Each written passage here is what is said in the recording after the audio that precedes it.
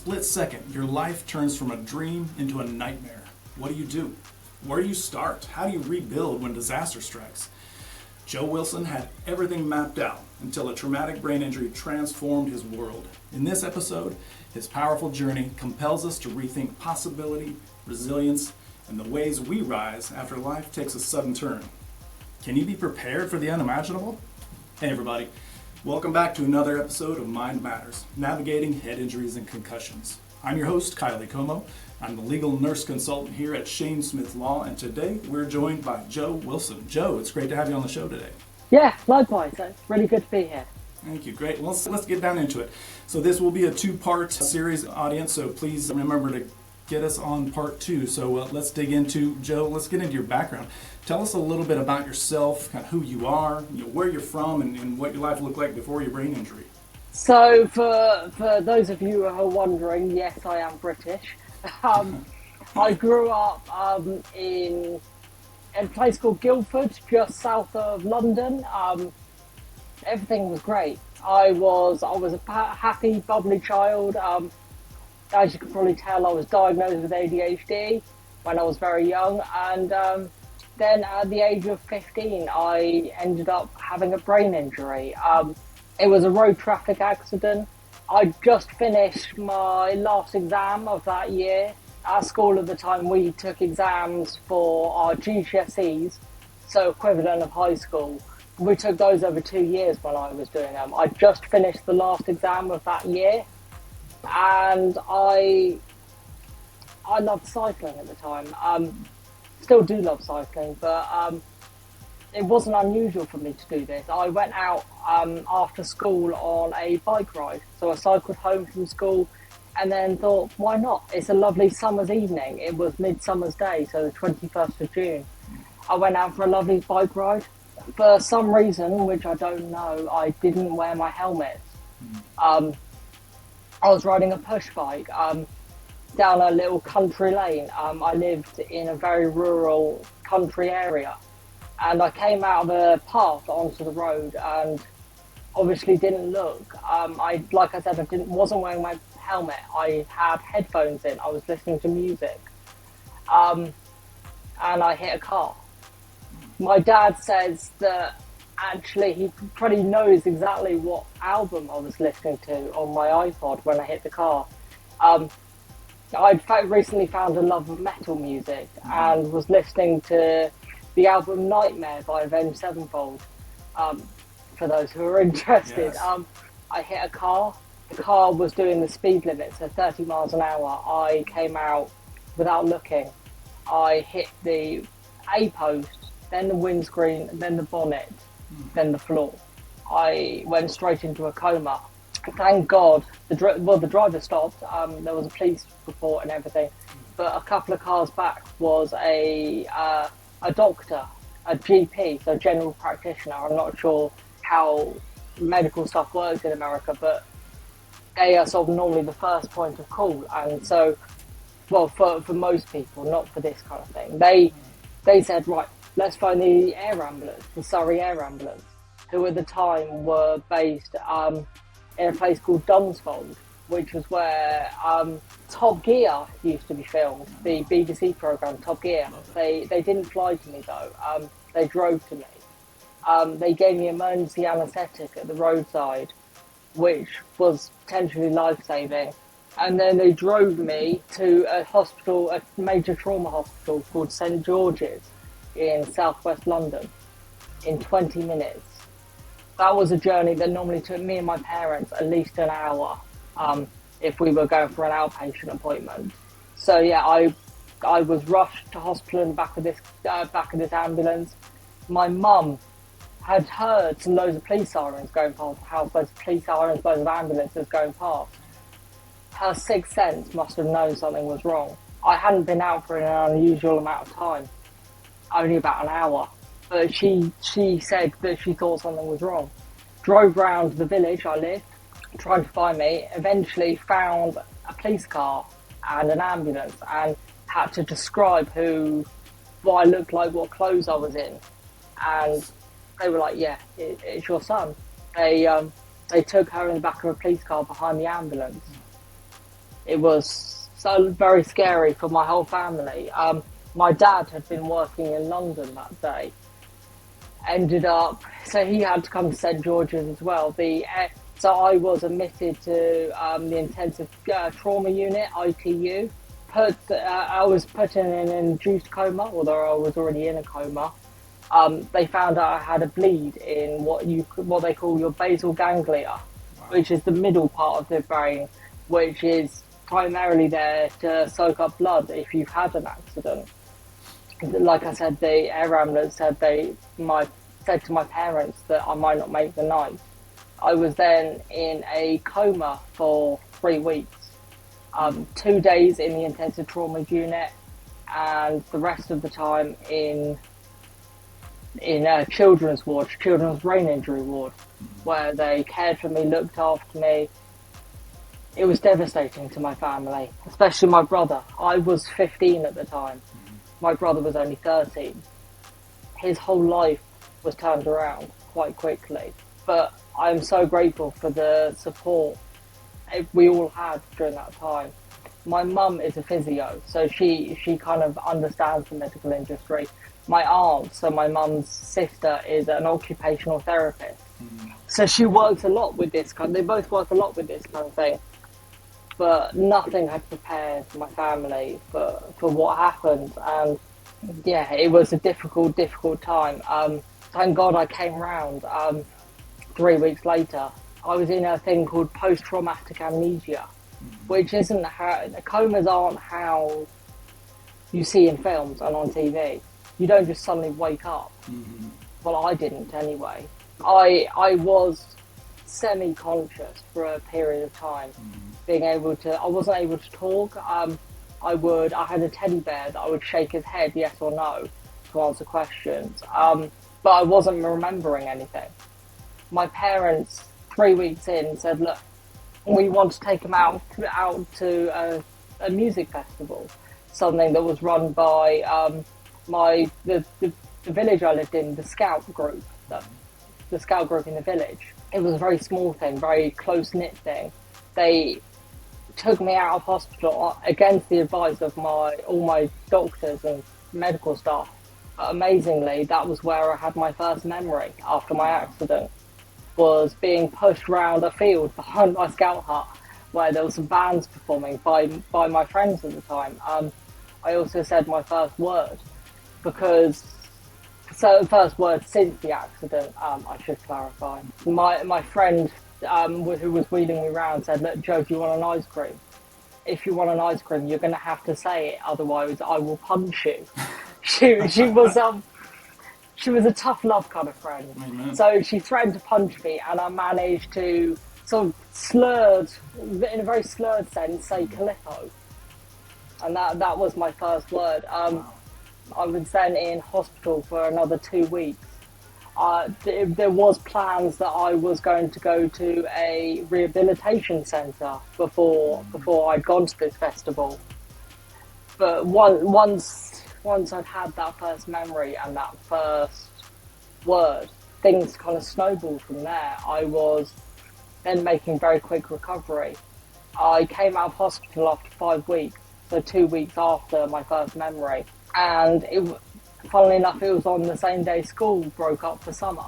I then had the whole of the summer holidays that I recuperated. We went on a small holiday to Cornwall, which is in the southwest of England, right at the bottom of England. We went on to a little place there, and then I started for the start of year 11.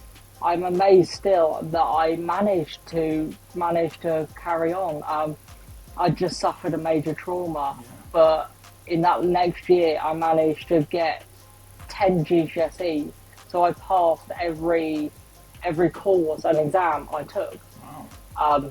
I then sort of took A-levels, which are the thing that normally prepares you for university, but I didn't go to university then. That's sort of an overview of what happened in the days, months, weeks, months, and years following the brain injury. Wow, Joe, you've done really a masterful job of kind of painting a really vivid picture. As you were telling your story, I myself, I'm a nurse, neuro ICU nurse, so I've seen a lot of injuries like the ones you just described. I'm a parent.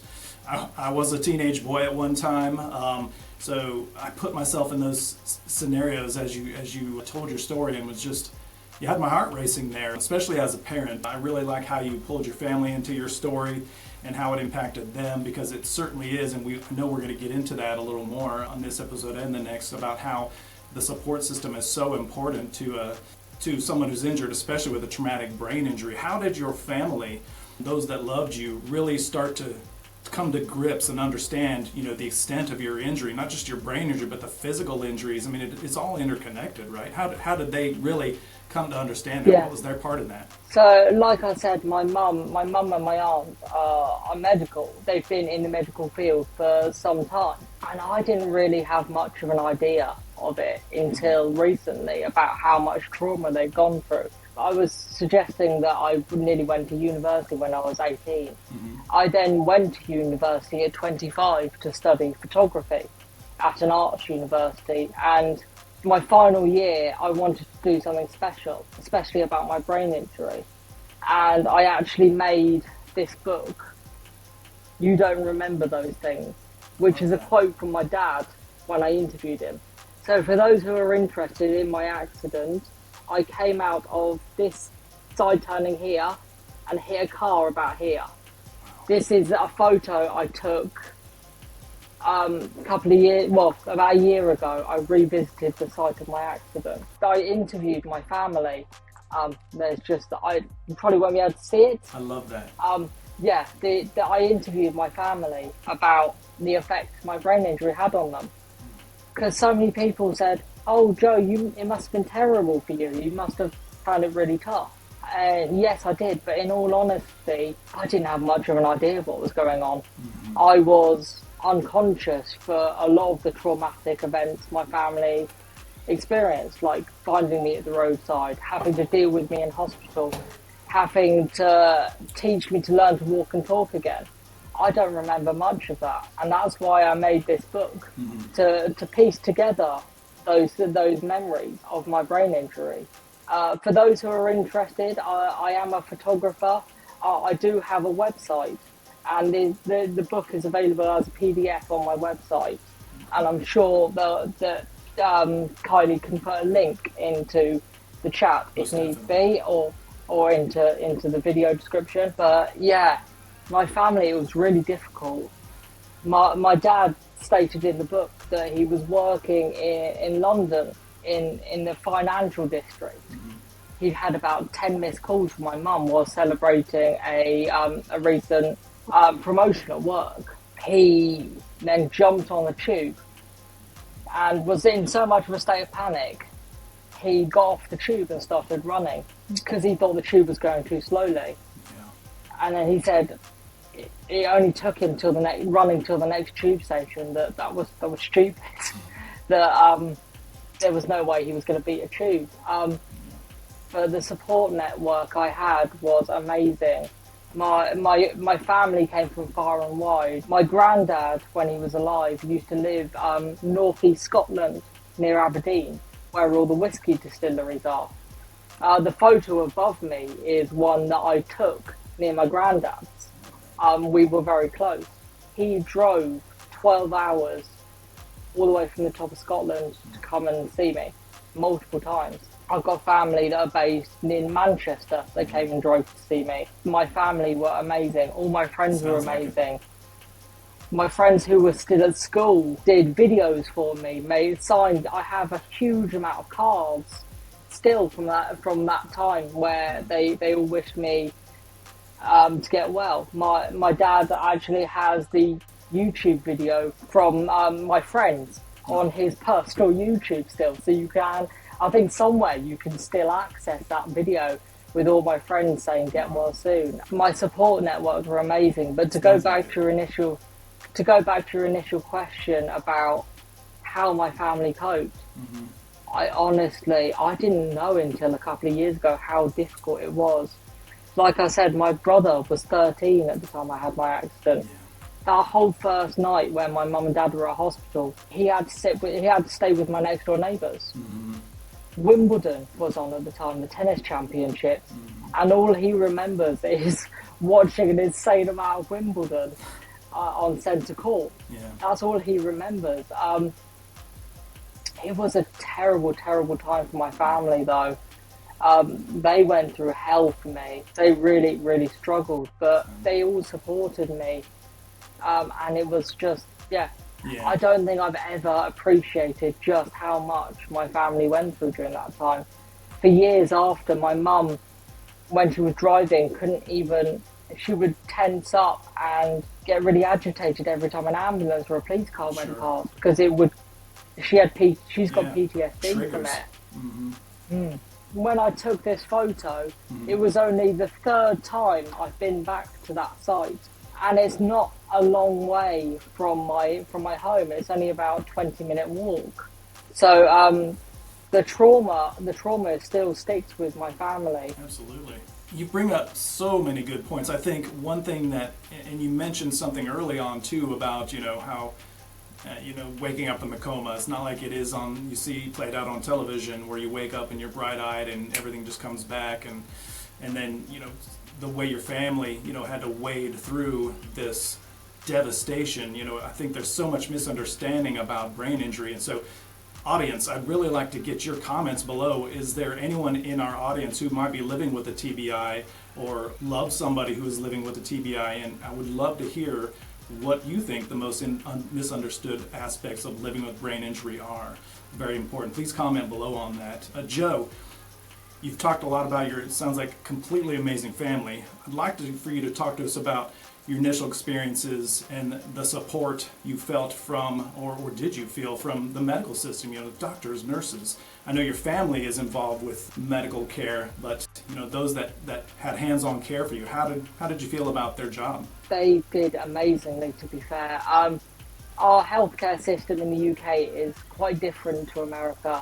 We don't have health insurance. We have the NHS, the National Health System, or the National Health Service, I should say. They were the ones who cared for me. The air ambulance that picked me up, that's a charity. We don't have... The normal ambulance is funded by the NHS. Air ambulances are a charity. They were trained doctors, and they gave me emergency anaesthetic because they could. Otherwise, I would have had to go to the local hospital and then to the trauma hospital. I had multiple scans at the hospital, multiple nurses. I had a consultant who was a specialist in his field. I couldn't have been in better hands. St George's is a leading trauma hospital. If you ever watch 24 Hours in A&E on British TV, it's quite often there. They have a massive amount of workload. But I received so much good care. I remember going back to the intensive trauma unit when I was awake with my mum to say goodbye to all the staff. And they all still remembered me 3 weeks later. I was only there for 2 days. And they all hugged me, wished me well. My dad actually went and bought a box set of Krispy Kreme donuts for all the nurses that cared for me to say thank you. We were so blessed to have the staff we had. There's also a thing, I don't know if it's in the US, I guess it is, because it's a foundation run by McDonald's, the Ronald McDonald Foundation. Yes. So my parents stayed in a Ronald McDonald house that was on the hospital grounds, which meant they didn't have to travel an hour each way to come and see me. It's set up for families whose children are in hospital away from home. And it was fantastic. I remember when I was eating again, when I wasn't on the drip and the ventilator, my dad would make me bacon sandwiches at Ronald McDonald House and bring them over. It was fantastic because as a family, we've always loved bacon sandwiches. We had them on a Sunday morning, and my dad would bring them over. It was phenomenal, the care I received. I couldn't fault anyone. Neuropsychologists, who helped me piece back together my life, who helped me learn the skills I needed to live after my brain injury. I was told that a lot of people with brain injuries they call it ADHD-like symptoms. I had pre-existing ADHD, so basically my ADHD just got worse as a result of the brain injury. But the medical staff were absolutely fantastic. A lot of these nurses and doctors do 12-hour shifts. And actually at the end of their shifts, they were wanting to stay on longer to look after me. You just don't get that in many other professions where people care that deeply about their patients, that they're willing to stay after closing time or after they leave just to help. Everyone from every different discipline was phenomenal. Like I said, I had CT scans, I had physios helping me to walk again, I had speech and language therapists helping me to learn to talk properly again. I had what's called dysphasia, where I've got a weak swallow due to my brain injury, and for a long time I had a quite significant slur to my speech, and they helped me to retrain my vocal cords because I was on this. I was drip fed. I didn't need my swallow because I had a tube going through my nose down my throat.